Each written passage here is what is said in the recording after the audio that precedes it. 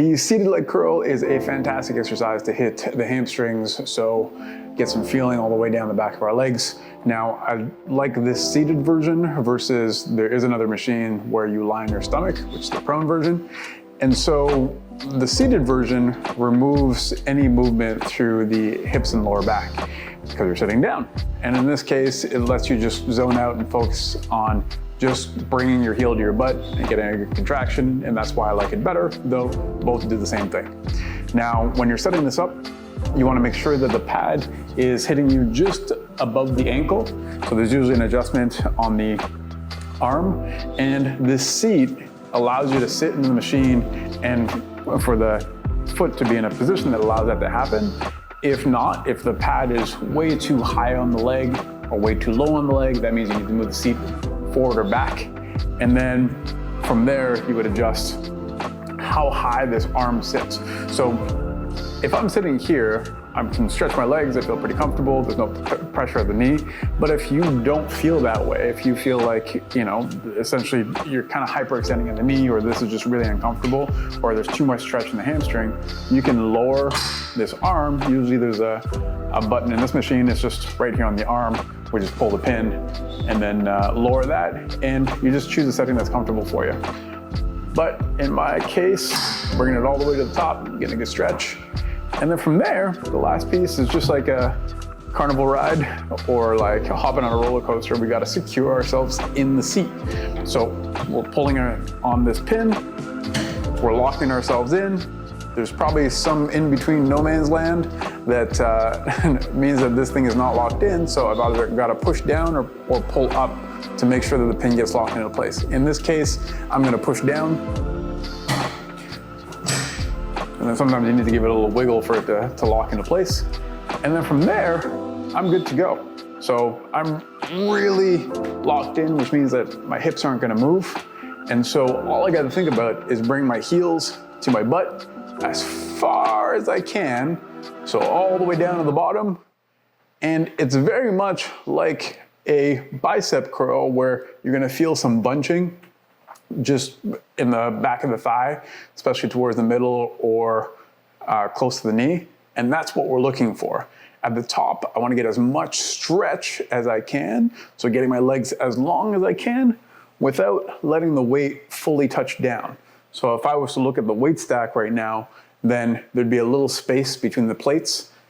And that's how I know I'm in a good spot at the top. So stretch as much as we can. Little pause at the bottom looking for that bunching. We're really taking our time as we stretch those legs because that stretches or uses the hamstring quite a bit more and lets us get the most out of the movement.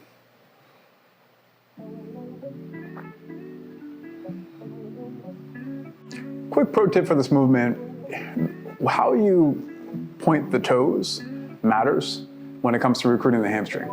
If you feel like your calves are gonna cramp, then a lot of the times that means that the toes during the entire movement are actually pointed away. So as you get closer to the butt, it becomes really hard to keep pulling, and sometimes the calves actually try to finish that movement. So we actually want to point our toes towards us as we bring the heels towards the butt.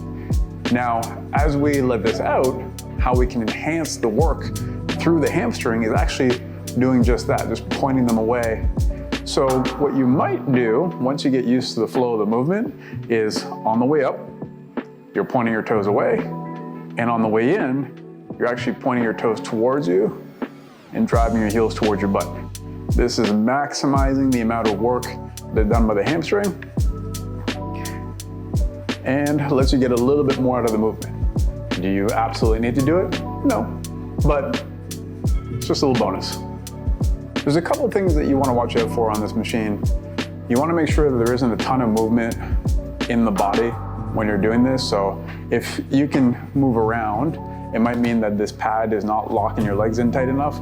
That means that you're going to actively either have to push yourself into the machine or pull yourself down to the machine using whatever handles are available to you. So in this case, it's just the pad or the handles on the side. The other thing that we want to make sure of is that we are not just staying in the middle where it is easy. So doing something like this is not really gonna get you the most out of this movement. So we really wanna take our time, stretch long, and the speed of the movement matters. So again, if we're just relaxing every time that we are trying to let this out, then we're losing out on one of the greatest effects that this machine offers, which really ties into like what the hamstring does, which it acts kind of like your brakes. So we want to use that braking motion, the braking on the way up, to help load them in this movement. So take your time with the movement, make sure that you're locked in, and go for full range of motion. Super important.